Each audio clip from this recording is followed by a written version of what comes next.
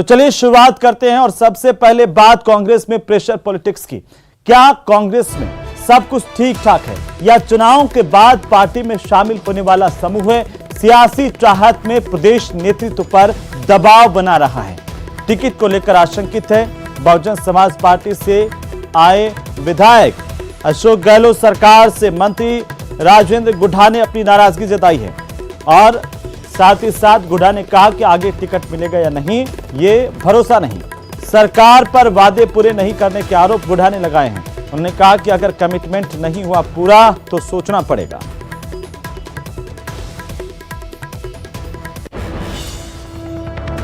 तो ये लग रहा है कि पहले जो इनको जो उम्मीद थी, जो कमिटमेंट में थे, वो जिस किसी कारण से पूरे नहीं हो पाए तो उसके बाद में अविश्वास और बढ़ गया। कांग्रेस में प्रेशर पॉलिटिक्स। पिछली बार सबको टिकट भी हुए थे, 3 मंत्री बने थे, 3 संसदीय सचिव बने थे, वही बातें दिमाग में अब की बार भी थी, लेकिन अब वो सारी चीजें नहीं हो पाई। ये है बीएसपी से कांग्रेस में आए राजेंद्र गुढ़ा, जिन्हें भले ही गहलोत सरकार में राज्य मंत्री का दर्जा मिला, लेकिन गुढ़ा समेत बीएसपी से आए 6 विधायकों की नाराजगी किसी न किसी रूप में कांग्रेस के प्रदेश नेतृत्व के खिलाफ दिखती रही है। राजेंद्र गुढ़ा के साथ ही वाजिब अली और संदीप यादव पहले भी असंतोष दिखा चुके हैं, लेकिन इस बार गुढ़ा ने संकेतों में ही सही लेकिन कमिटमेंट पूरा न होने पर अलग राह पकड़ने की धमकी दे डाली है।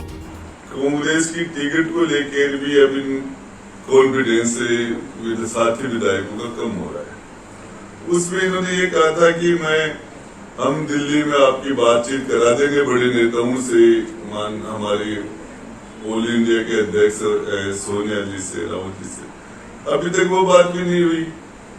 नहीं होगा तो फिर उसके बाद में तो सोचना पड़ेगा। आपको बताते हैं कि आखिर क्यों नाराज है कांग्रेस का जी6।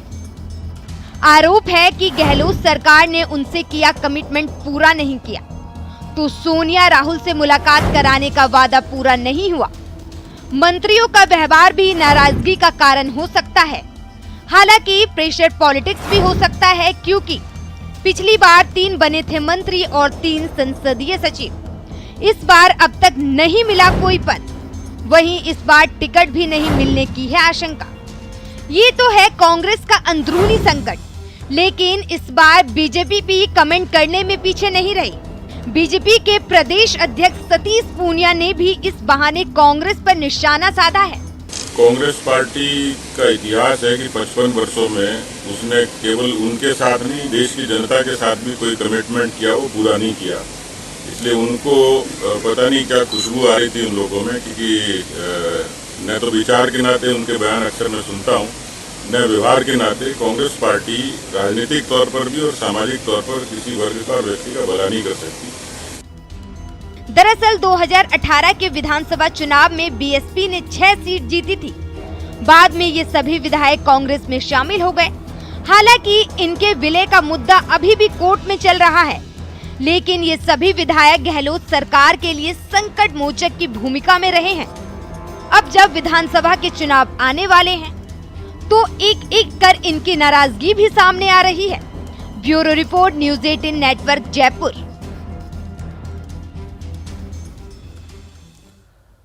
तो वहीं मंत्री राजेंद्र गुढ़ा के बयानों को लेकर भारतीय जनता पार्टी के राज्यसभा सांसद डॉक्टर किरोड़ी लाल मीणा ने कांग्रेस पर कटाक्ष किया है।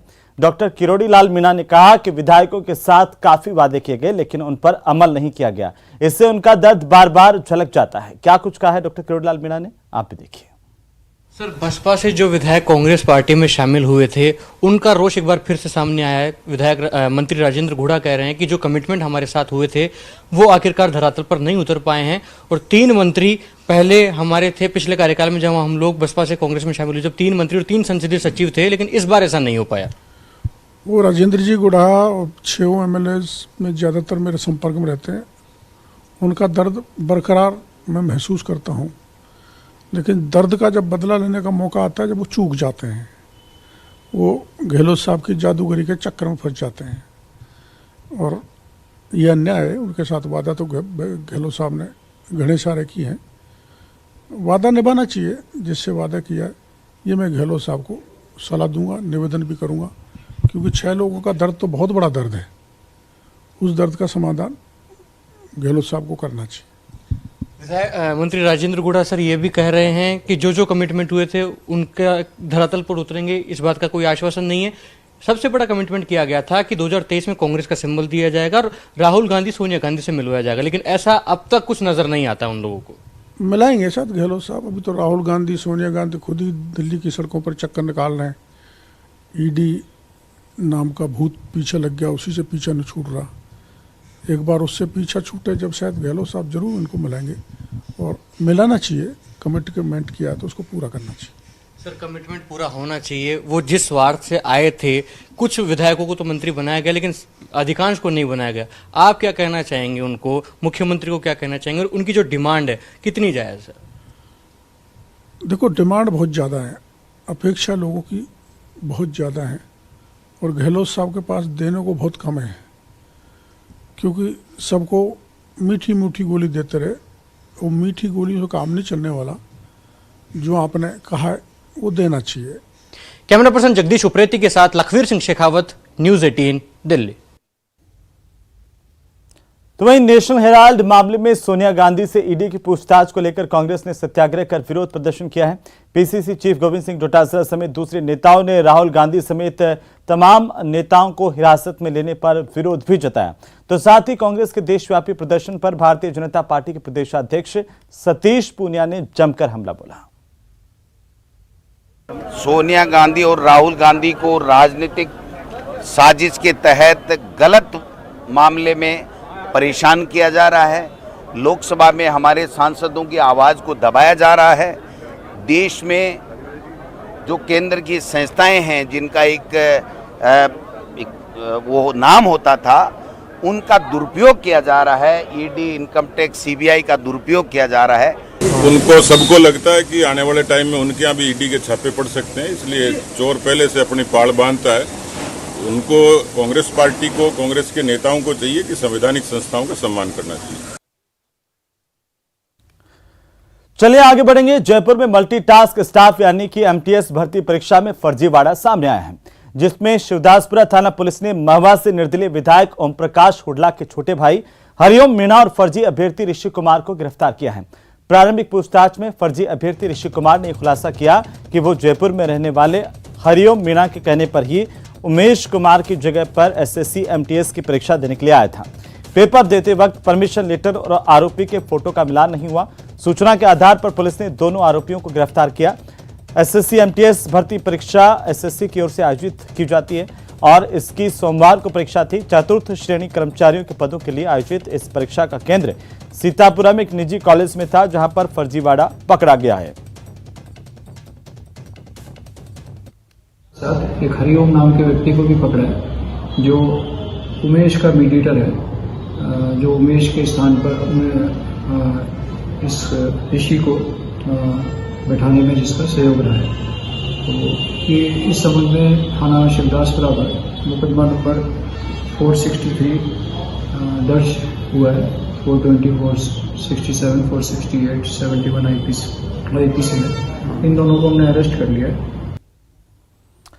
महवा से निर्दलीय विधायक ओम प्रकाश हुडला के छोटे भाई हरिओम मीणा को एमटीएस भर्ती परीक्षा में फर्जीवाड़ा करते हुए गिरफ्तार किए जाने पर राज्यसभा सांसद डॉक्टर किरोड़ी लाल मीणा ने कहा है कि राजस्थान में लगातार प्रतियोगी परीक्षाओं में अनियमितताएं हो रही हैं, लेकिन अपराधियों के खिलाफ कोई सख्त कार्रवाई नहीं की जा रही है और सख्त कानून नहीं बनाया जा रहा है।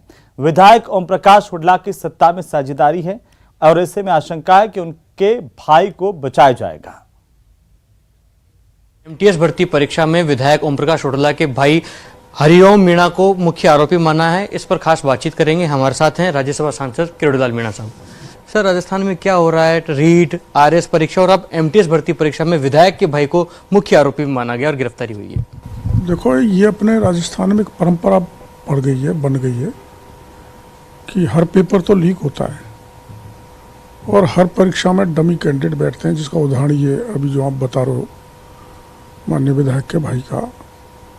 और सख्त कानून और सख्ती से ऐसे अपराधियों का खिलाफ कार्रवाई नहीं होती, जिससे बार बार हौसला बढ़ने के कारण होनहार लोगों के भविष्य के साथ खिलवाड़ हो रही है। और इसके साथ पूरा जो रीट परीक्षा लीक हुई या सिपाही की परीक्षा लीक हुई या जेई जो भी हुआ, ये सही सब इंस्पेक्टर की भी हुई, उसमें वहाँ का राजनीतिक तंत्र सत्ताधारी दल का मिला हुआ है।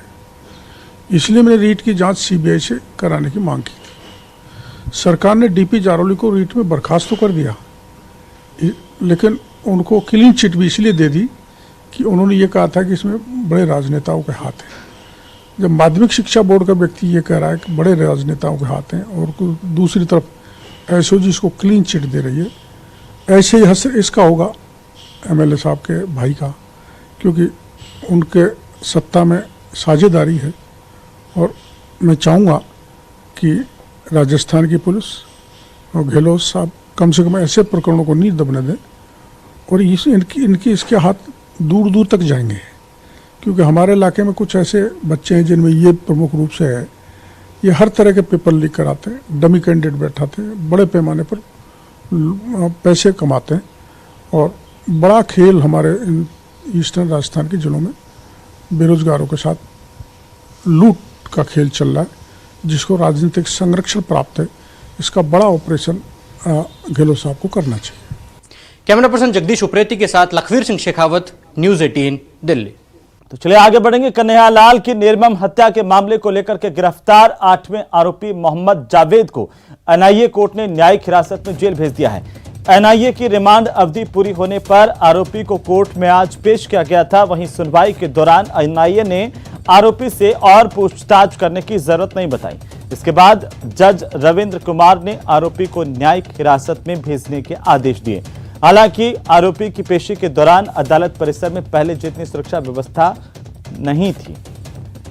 तस्वीरें जब इस 8वें आरोपी को पेश किया गया कोर्ट में और इस दौरान मजिस्ट्रेट ने इसे न्यायिक अभिरक्षा में जेल भेजने के आदेश दिए हैं।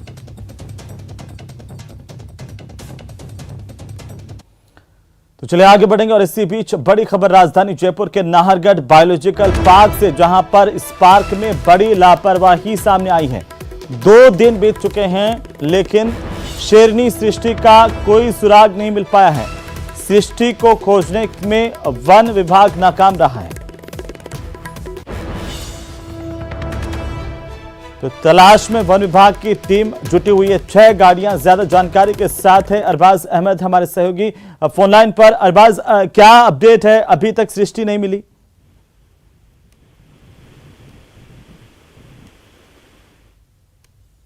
अरबाज, आप मुझे सुन पा रहे हैं? तो लगता है कि अरबाज तक आवाज नहीं पहुंच पा रही। कोशिश करेंगे अरबाज से जुड़ने की। फिलहाल हम आपको बता दें कि वन विभाग के पास थर्मल ड्रोन मौजूद है, लेकिन पटाखे चला करके इस शेरनी सृष्टि को खोजा जा रहा है। 2 दिन बीत चुके हैं, ये पता नहीं लग पा रहा कि आखिरकार सृष्टि गई तो गई कहाँ। वन विभाग की 6 टीमें हैं कुल मिलाकर के, वो पूरे के पूरे इलाके में सृष्टि को खोज रही हैं। तो बहरहाल ये बड़ा सवाल है कि आखिरकार इस बायोलॉजिकल पार्क की लापरवाही किस कदर हावी होती है कि यहाँ के कर्मचारियों तक को पता नहीं होता कि जो जीव जंतु जिनकी सुरक्षा में यहाँ पर तैनाती की हुई है, उसके बावजूद यहाँ पर उन जो है सृष्टि का नहीं मिलना कई सवाल खड़े कर रहा है। ये शेरनी सृष्टि जो यहाँ पर नाहरगढ़ बायोलॉजिकल पार्क में रखी गई थी, और लापरवाही का आलम देखिए कि अभी 2 दिन बीत गए लेकिन वन विभाग के यहाँ के कर्मचारियों को, अधिकारियों को, मातहतों को ये पता नहीं है कि आखिरकार सृष्टि कहाँ है। अब उसे खोजा जा रहा है, ये बड़ी जानकारी है। लेकिन सवाल इस बात को लेकर के नाहरगढ़ बायोलॉजिकल पार्क के प्रबंधन पर खड़े हो रहे हैं।